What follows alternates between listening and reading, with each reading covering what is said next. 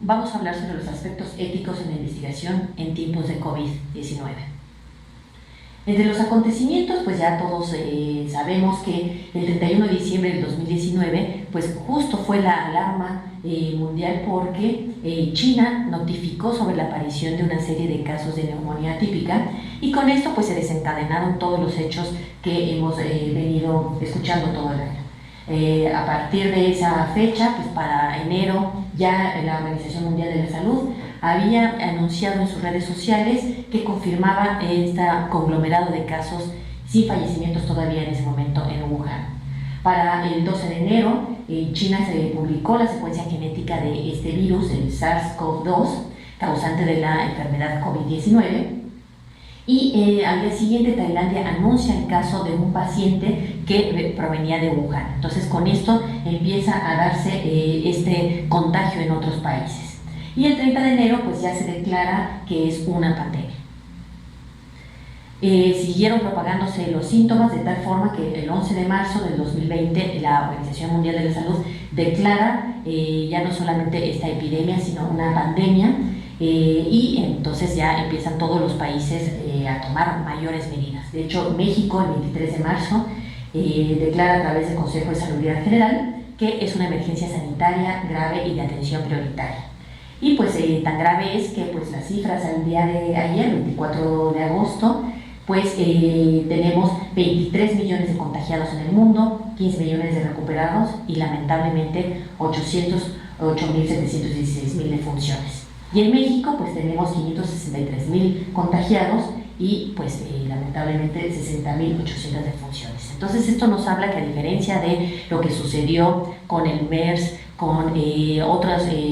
virus y epidemias, pues justo este ha adquirido pues una mayor potencialidad.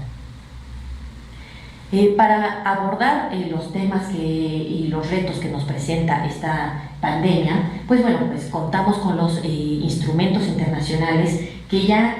han regulado a lo largo de las décadas el tema de la investigación científica. Por un lado, pues contamos con la Declaración de Helsinki sobre principios éticos para las investigaciones médicas en seres humanos, que es de 1964, y la Asociación Médica Mundial pues se encarga periódicamente de estarlo actualizando, y su última actualización es del 2013.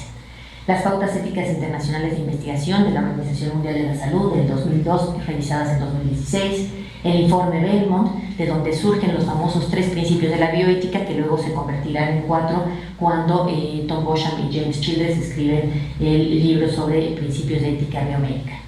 Luego las normas de buenas prácticas clínicas y la Declaración Universal sobre Bioética y Derechos Humanos, en donde la UNESCO pues proclama esta serie de principios que tienen que ver con diversos temas de la bioética, desde el punto de vista de la atención clínica y desde el punto de vista de la investigación también. Entonces, en todos estos instrumentos pues hay numerales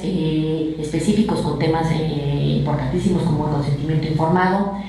temas también como la investigación con personas y grupos vulnerables, qué hacer en entornos de escasos recursos y cómo llevar a cabo la investigación siguiendo principios de justicia, siguiendo temas como la futura o la consiguiente beneficios que se dan a los que ya participaron en una investigación, el respeto a la diversidad cultural, a la vulnerabilidad humana, a la integridad personal, etc. Entonces estos temas pues siguen vigentes, por supuesto, estos principios, y lo que se agrega con respecto a esta pandemia pues son nuevas guías, pero que suman a estas, no es que se esté justo descubriendo el hilo negro, sino que más bien se agregan determinados puntos específicos para poder dar respuesta a la pandemia. Estos instrumentos, pues bueno, vemos que desde la UNESCO nuevamente se establece una declaración sobre el COVID-19, y digo nuevamente porque bueno, pues justo habíamos platicado sobre la declaración de bioética, y dentro de la UNESCO, como muchos saben, pues existe el Comité Internacional de Bioética, y este comité fue el que emitió esta declaración. También la Organización Mundial de la Salud tiene un documento sobre estándares éticos para la investigación durante emergencias de salud pública y derivados de guías existentes para investigación y desarrollo. La Organización de los Estados Americanos, la OEA, y la Comisión Interamericana de Derechos Humanos emitió un documento recientemente, desde el mes pasado, sobre derechos humanos de las personas con COVID-19, en la resolución 4/2020. La Red de América Latina y el Caribe de Comités Nacionales de Bioética desde marzo emitió esta declaratoria ante las investigaciones biomédicas por la pandemia de enfermedad infecciosa por coronavirus COVID-19. Y bueno, también en México se han emitido diversos documentos. La Comisión Nacional de Bioética emitió el pronunciamiento, la bioética ante la pandemia del COVID-19, y una serie de recomendaciones bioéticas. Por su parte, el Consejo de Salubridad General emitió la Guía Bioética para Asignación de Recursos Limitados de Medicina Crítica en situación de emergencia, esto pues obviamente para el ámbito clínico. Y la COFEPRIS ha establecido dos documentos importantes de lineamiento técnico para protocolos de investigación relacionados al uso terapéutico de plasma proveniente de donadores convalecientes de COVID-19 y las medidas extraordinarias en relación a estudios clínicos ante la pandemia de COVID-19. Esto para, obviamente vamos a platicar de todos estos instrumentos, pero bueno, para darles el marco general de esta serie de guías y documentos que han surgido y que, bueno, pues como ya les decía, suman a los instrumentos previamente proclamados por instancias internacionales. Bueno, pues aquí nada más para que puedan ver otra vez todas las instituciones y instancias internacionales que han emitido estos documentos. Y bueno, justo estas guías que se emiten pues contienen recomendaciones tanto a los gobiernos como a los ciudadanos y guías específicas para el ámbito de la atención clínica como para el ámbito de la investigación. En las siguientes diapositivas van a poder ver las recomendaciones a gobiernos, a ciudadanos y del ámbito clínico, para luego dejar aparte el tema de la investigación, que es lo que hoy justo nos reúne aquí. En cuanto a las recomendaciones generales en estos primeros tres ámbitos, pues está la invitación hacia los gobiernos de fomentar un diálogo interdisciplinario entre los agentes científicos, los políticos y los éticos. Porque pues luego vemos que hay pues discusiones por separado, debates de temas científicos, pero por otro lado temas políticos. Pues no, lo idóneo sería no solamente que fuera interdisciplinario, como dicen estos documentos, sino que fuera transversal. Por supuesto que también invitan estos documentos a que la información publicada por los políticos, por los científicos, las autoridades, cualquier organización pública, etcétera, pues establezca que la información sea oportuna, precisa, clara, completa y transparente. De hecho, los medios de comunicación aquí tienen un papel fundamental para realmente informar sobre los avances científicos. La macro y microasignación de recursos pues es un tema fundamental en cuanto a la organización estatal, pero también en cuanto a cada institución, a cada institución hospitalaria, a cada centro de investigación, etc. Y pues estos documentos señalan que solamente puede ser ética si se basa en la justicia, en la beneficencia y en la equidad. Se hace énfasis en el principio de la responsabilidad pública, toda esta parte fundamental de que los entes públicos pues tienen que comunicar, un poco conectado con el punto anterior, tienen que sumarse todas estas instituciones, instancias, etcétera, para tomar una responsabilidad con respecto a cada uno de los actos, ¿no? Entonces decir, bueno, no solamente se trata de una instancia dentro de un gobierno, por ejemplo, que un Ministerio de Salud o una Secretaría de Salud sea la única responsable, sino hay una responsabilidad compartida entre el gobierno y también la ciudadanía. El principio de solidaridad entre los estados, porque también estos documentos invitan a que los gobiernos compartan sus recursos, ya sea reactivos, mascarillas, respiradores, todo esto para que los estados no se queden sin estos instrumentos fundamentales para poder librar los obstáculos de la pandemia. Derecho a beneficiarse del progreso científico y de sus aplicaciones en el campo de la salud. Este pues siempre ha sido un derecho proclamado en diversos instrumentos internacionales para que realmente pueda este conocimiento llegar a los distintos países, llegar a los distintos centros de investigación, etc. Y por supuesto que la protección de la vida, antes que nada, la salud física, la salud mental, la optimización del bienestar y el no abandono de los pacientes es un punto fundamental, aunque haya escasez de recursos. Bueno, hacer todo lo posible por parte de los gobiernos para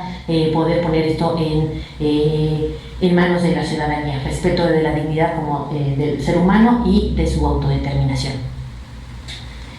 También se invita a que se adopten medidas para tener accesibles los recursos, las pruebas de diagnóstico, los fármacos, y que en todas estas, ya sea en el ámbito clínico o en el ámbito de investigación, no se someta a las personas nunca a tratos crueles, inhumanos, degradantes, etc. Esto pues claro que responde a toda la historia que ha habido previamente, pues tristemente documentada, desde antes de la Segunda Guerra Mundial, pero sobre todo después de la Segunda Guerra Mundial, en donde pues sabemos que en la investigación científica pues ha habido lamentables hechos. Entonces, bueno, pues se invita a los estados a que no se repita nunca más lo sucedido en los campos de concentración con los investigadores y médicos que torturaron a los no sujetos de investigación, porque no estaban ahí por su voluntad, sino a los prisioneros de guerra. Garantizar la continuidad de la atención a los servicios de salud, salud reproductiva, salud prenatal, postnatal, salud mental. Este punto hemos visto a lo largo de la pandemia que es fundamental, porque pues no solamente son los síntomas físicos, sino ha habido pues otro tipo de cuestiones como índices altos de depresión en las distintas poblaciones. Asegurar recursos para la prevención del contagio entre la ciudadanía, pero también, o más bien sobre todo, en el personal de salud, la debida garantía a los derechos laborales, protección a la estabilidad laboral, a temas de descanso, remuneración justa y adecuada para todos los ciudadanos, pero también en especial para los que están en la atención a la salud, que pues vemos que están en una situación de vulnerabilidad y que pues pueden no solamente tener desgaste profesional, sino un estrés y estrés moral, ¿no? Por tener que tomar estas decisiones tan terribles, por ejemplo, cuando hay escasez de recursos, pues a quién se le asigna un recurso y a quién no se le puede asignar por sus condiciones, etc. Reconocer la situación de vulnerabilidad de todo el personal y de pues, los riesgos que existen dentro de la sociedad. Este principio de responsabilidad que ya se hacía énfasis anteriormente, pues también los documentos invitan a la ciudadanía de que tengan este principio de responsabilidad privada, ¿no? Una escala tanto individual como colectiva. Porque, por ejemplo, pues no solamente son los entes gubernamentales, sino si son medios de comunicación privados, si son organismos no gubernamentales, etcétera, pues que también vean esta cuestión de que cada acto genera una responsabilidad. Y también como ciudadano, pues saber que desde medidas como el distanciamiento social, pues se suman a toda esta cuestión de responsabilidad y de un principio de cuidado y de solidaridad entre los distintos ciudadanos. El derecho a la salud como una parte de que va unido al deber, ¿no? Como ciudadanos, porque siempre pues este derecho a la salud es garantizado por los gobiernos, pero pues también los ciudadanos podemos ir construyendo o sumando a este derecho a la protección de la salud. No instigar a la xenofobia ni a la discriminación, porque pues lamentablemente hemos visto actos terribles en donde gente que ha padecido la enfermedad pues justo son discriminados en sus distintos ámbitos, hasta en sus viviendas, etcétera, o sufren violencia en las calles, etcétera. Entonces, pues por supuesto que se invita en estos documentos a que se dejen esas conductas, deberes de solidaridad y cooperación por encima de cualquier tema individual y aislamiento, ¿no? Ante, por ejemplo, gente que dice, bueno, ¿por qué tengo que portarme de determinada forma o negarme a hacer determinadas actividades? Bueno, pues dejar de lado esa parte individualista para ver por el bien común, y esa responsabilidad pues también es de la ciudadanía, que suma con la responsabilidad de los gobiernos. Especial relevancia el tema de la vulnerabilidad, que ese se debe tomar en cuenta en todos los ámbitos, y sobre todo ahora que vamos a hablar sobre el tema de investigación. La privacidad y autonomía deben equilibrarse con la seguridad y la protección, y siempre seguir viendo todos estos temas con perspectivas de igualdad de género, tomar en cuenta los distintos enfoques diferenciados, sobre todo de grupos y colectividades que están en situación de vulnerabilidad y en situación de exclusión o que han sido discriminados. También, bueno, pues, en el ámbito clínico pues se hace énfasis en esta asignación de recursos que pueden llegar a ser escasos en los distintos países, y que en esta medicina crítica pues se requieren medidas justificadas y proporcionales, ¿no? Entonces no se trata de negar los recursos nada más porque sí, sino que se tiene que hacer una evaluación clara sobre caso por caso.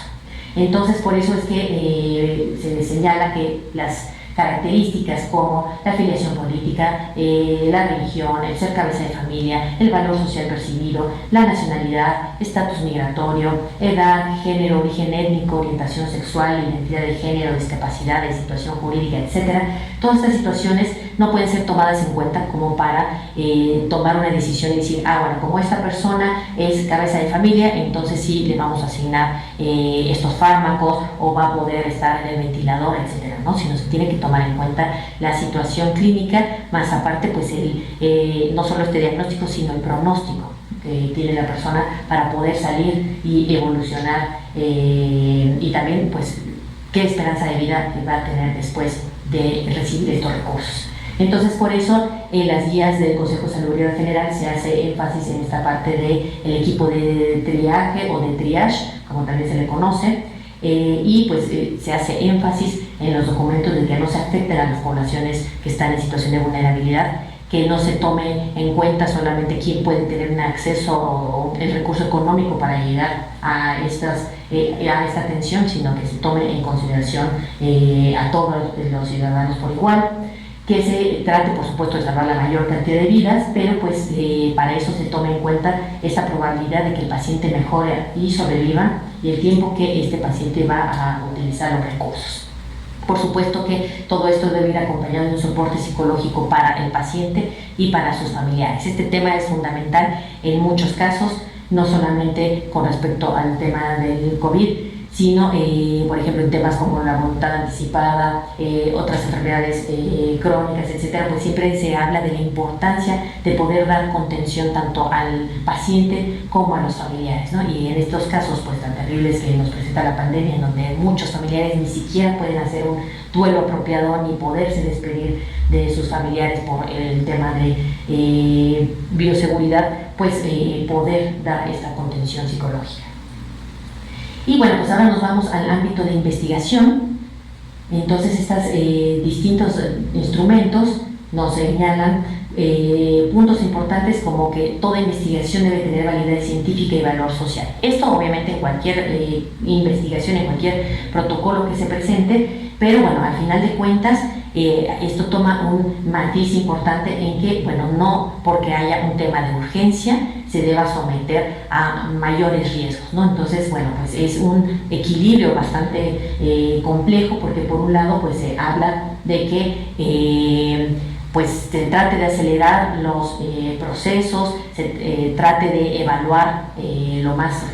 rápidamente posible los protocolos y todo, pero no por eso saltarse los principios éticos. Entonces, bueno, que esta investigación responda a las realidades, a las necesidades, valores, culturas locales. Entonces, pues bueno, que esto no se deje de lado por la urgencia de encontrar un fármaco, una vacuna, etcétera.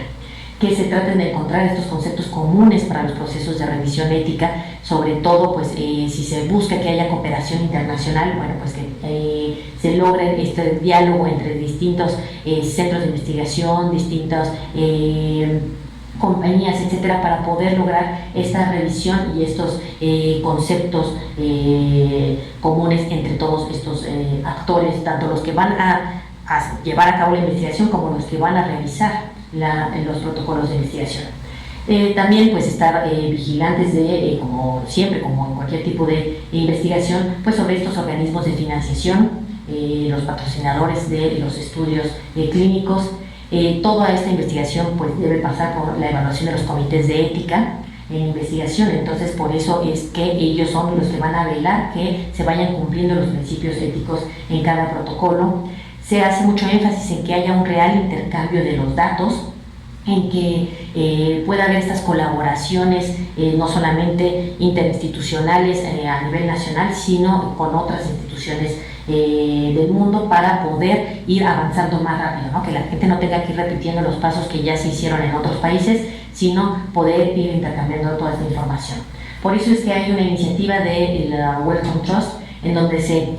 estableció que hubiera un acceso libre a las publicaciones con respecto a todos los temas de la pandemia, ¿no? Entonces, revistas que son de suscripción, pues justo tienen este acceso libre para que todos los científicos vayan allegándose de la información y con esta información pues ir aumentando y acelerando el ritmo de la investigación, y también pues para que cualquier ciudadano pueda acceder a esta información científica. Y obviamente pues todo esto va encaminado a que se compartan los beneficios para todos los seres humanos. Con respecto a, ya señalaba que se trata de acelerar el examen, pero no con esto que se salten las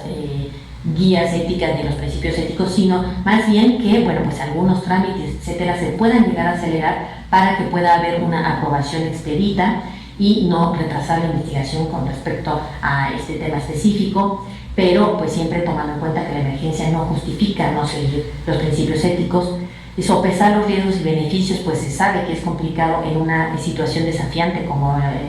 la que estamos viviendo hoy en día por la incertidumbre, ¿no? Aún apenas estamos conociendo los mecanismos de este virus, entonces pues por eso es que es difícil, pero aunque sea complicado, pues de todas formas no dejar de establecer claramente los riesgos que ya se conocen, los posibles beneficios para un adecuado consentimiento informado. Entonces, informar también a los participantes sobre la recolección, el almacenamiento, el uso futuro de la información que ellos están dando y también de su muestra biológica. Muchas de estas muestras biológicas van a ir a reservorios o a biobancos, entonces que realmente se sepa el participante en la investigación, pues bueno, que su material biológico va a ser almacenado, puede llegar a ser compartido, puede llegar incluso a ser exportado o importado si se requiere para la investigación. Entonces, por eso no dejárselo de hacer saber al participante.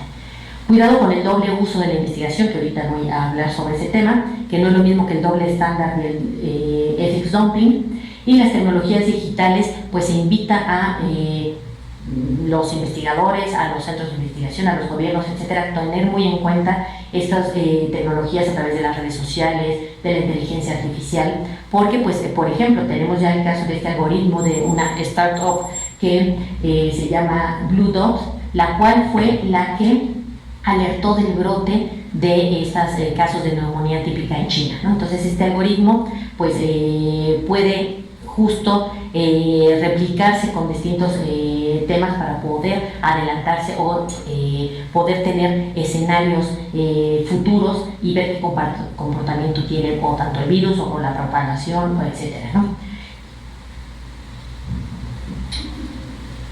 Este tema del consentimiento informado individual de los participantes, aunque sea una situación de emergencia, pues se tiene que tomar en consideración. Las circunstancias de dispensa, bueno, pues si la persona, por ejemplo, no puede otorgarlo, lo tiene que dar su representante social, su representante legal, si este valor social y científico que tiene pues la investigación, y por eso se puede llegar a dispensar, que sean riesgos mínimos los que va a haber para ese participante, que no se agraven las situaciones de vulnerabilidad, etcétera, ¿no? Entonces, todas estas circunstancias se deben tomar en cuenta para el consentimiento informado y, por supuesto, algo fundamental es garantizar los beneficios para los participantes y tratarlos de poner de la forma más accesible para las poblaciones. Y bueno, con respecto a lo que comentaba sobre el doble uso, pues bueno, se sabe que hay investigación que es muy seria, que puede dar gran conocimiento, pero también puede significar una potencial amenaza para la salud pública y la seguridad, tanto en cultivos agrícolas, animales, al medio ambiente, etcétera. No sé, por ejemplo, que se publique en línea toda una secuencia de una cepa peligrosa para un arma bacteriológica. Entonces, pues todo este tema, pues también los comités de ética y los revisores en las revistas tienen que estar muy al pendiente de que por mucho que se comparte información, pues también que no se caiga en esta cuestión de que esta información pueda convertirse o en una herramienta negativa, o que pueda pues tener caer en manos que hagan un mal uso de esta información. Y esto les decía que no es lo mismo que el dumping ético o el doble estándar, en donde vemos que se lleva a cabo investigación en lugares con una legislación mucho más laxa que en otros países, ¿no? Por ejemplo, ya hay casos ampliamente documentados en el mundo de investigación que se ha llevado a cabo en África, por ejemplo, para el VIH, y que esos beneficios no acaban resultando para la población, sino para países de primer mundo, ¿no? Entonces, dumping ético o este doble estándar pues ha sido sumamente criticado y que por supuesto no se puede replicar en ninguna parte de la investigación científica, pero bueno, ahora en estos tiempos menos, ¿no? Entonces, también otras conductas del dumping ético pues es justo justificar un estándar más bajo, un estándar ético más bajo, personas en situación de vulnerabilidad, y decir, bueno, pues como urge hacer algo, pues no importa que nos saltemos determinadas cuestiones, o el no hacer una investigación que esté culturalmente adecuada para determinado tipo de población. Entonces estas conductas pues no son válidas, y mucho menos en estos tiempos de COVID. Y bueno, ya para ir terminando, pues tenemos la regulación en México. Contamos con el reglamento de la Ley General de Salud en materia de sanidad internacional, donde se establecen o se regula la vigilancia epidemiológica nacional, se establecen cuestiones de cómo interactuar entre las autoridades sanitarias de otros países para el resguardo en las fronteras, la protección de la salud, y esto va de la mano al Reglamento Sanitario Internacional de la Organización Mundial de la Salud. También está la norma oficial mexicana, la NOM 017 para la vigilancia epidemiológica. En cuestión de la atención a la salud y la investigación para la salud, bueno, pues la Ley General de Salud, de donde también se desprende el reglamento que ahorita mencionaba, y está el reglamento de la ley en materia de prestación de servicios de atención médica para el ámbito clínico, y el reglamento para investigación para la salud. Y de ahí se desprenden las distintas normas oficiales, tanto la del expediente clínico, que es siempre fundamental porque ahí se resguardan las cartas de consentimiento informado del expediente clínico, y para el ámbito de la investigación pues está la NOM 012, que establece estos criterios para la ejecución de proyectos. Bueno, pues en materia de investigación vemos que puede experimentarse con un tratamiento ya conocido, pero que se le dé un distinto enfoque, lo cual por ejemplo, vemos muy claramente en estos protocolos que se están llevando a cabo con el plasma proveniente de donadores convalecientes. Entonces, ya se sabe, por ejemplo, ya se ha usado para enfermedades como ébola, entonces pues ahora se está usando para el COVID, entonces bueno, pues es una nueva forma de aplicación. Pero también tenemos el otro tipo de investigación, en donde es investigar un nuevo recurso o una modalidad diferente, ¿no? En cuanto a material, trasplantes, prótesis, procedimientos físicos, químicos, quirúrgicos, instrumentos, etcétera, ¿no? Entonces, estos dos tipos de investigaciones pues están regulados tanto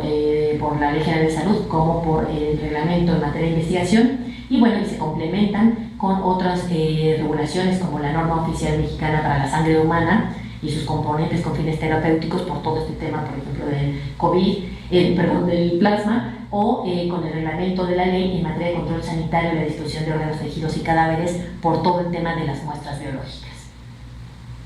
Y bueno, pues también, como les comentaba al principio, COFEPRIS emitió unas medidas extraordinarias para los estudios clínicos, en cuanto que en esta época en donde estamos en el distanciamiento social y en un confinamiento, pues se evite el reclutamiento de nuevos participantes de protocolos en curso que no tengan que ver con el tema de COVID, bueno, pues poderlo posponer para salvaguardar la seguridad de los participantes, activar nuevos centros autorizados si se ve que están en condiciones para no exponer al personal ni a los sujetos enrolados, pues bueno, también poderlos activar, garantizar el acceso al medicamento, porque pues muchos protocolos con respecto a otros fármacos pues se quedaron en medio de la pandemia. Entonces pues las personas que estaban recibiendo esos tratamientos pues que no se queden sin esos fármacos, ¿no? Siguiente. También pues tomar en consideración toda la regulación en el ámbito de la información, ya sea tanto información pública a través de la Ley General de Transparencia y la Ley Federal de Protección de Datos Personales en posesión de los particulares, y la Ley General de Protección de Datos Personales en posesión de sujetos obligados. Esto porque los datos personales que manejan tanto particulares como instancias gubernamentales. Entonces, pues tener en cuenta pues todas estas normativas del Instituto Nacional de Transparencia, Acceso a la Información y Protección de Datos Personales, por toda la información que se comparte, por la información de los datos personales sensibles, que son datos de salud, pues, por ejemplo, información genética, etcétera, todo eso tener las previsiones que señala esta regulación. Y bueno, pues también hacer énfasis en la importancia de los comités, las instituciones que cuentan con comité hospitalario, que dan atención a la salud, las que llevan a cabo investigación, entonces tienen su comité de investigación que ve las cuestiones metodológicas y el comité de ética en la investigación que revisa todos estos puntos éticos, que los protocolos cumplan con estos estándares, que sobre todo no se violenten los derechos de los participantes, sino al contrario, se protejan y se promueva la defensa de los derechos humanos. Entonces, bueno, pues se ve en este comité de ética en investigación, y también cuenta con el comité de bioseguridad, pues para vigilar toda la parte de bioseguridad con respecto pues a organismos patógenos, a otros instrumentos peligrosos como podrían ser isótopos radioactivos, etc. Entonces, pues con esto contamos con las guías, justo la Guía Nacional para la Integración y Funcionamiento de los Comités Hospitalarios y la Guía para la Integración y Funcionamiento de los Comités de Ética en Investigación, y en estas pues no solamente tienen que ver con la parte de justo de cómo se integran o cómo funcionan estos comités, sino también se encuentran temas específicos, por ejemplo, como la investigación con muestras biológicas, ¿no? La guía sobre comités de ética tiene un apartado específico al respecto. Y bueno, pues ya para despedirnos, pues cómo proteger a las poblaciones más vulnerables, pues el cumplimiento de estas pautas éticas internacionales y nacionales, el fortalecimiento de las normas internas en los países, el papel fundamental de los comités de ética e investigación y de los comités de bioética hospitalaria, la integridad científica, pues siempre estar velando que los investigadores cumplan con estos parámetros y que ellos mismos sean agentes para la protección de los derechos humanos de los participantes, y vigilar que no se den conductas, por ejemplo, como el turismo médico, en donde se ofrezca una terapia no probada en un país y eso genere que vayan a visitarlo de otros países, etcétera, ¿no? Entonces, pues estas son algunas de las acciones que pues, se pueden hacer para proteger a estas poblaciones más vulnerables. Y estas únicamente no las comento, sino las listo para que las puedan ver, porque contienen, son esfuerzos de distintas universidades, por ejemplo, de la Universidad de Anáhuac, de la Red Mexicana de Educación Bioética, de la Comisión Estatal de Bioética de Guanajuato, etcétera, en donde también ellos han emitido sus propias guías o lineamientos para poder dar luz con respecto a estos principios éticos. Pues muchas gracias por su atención.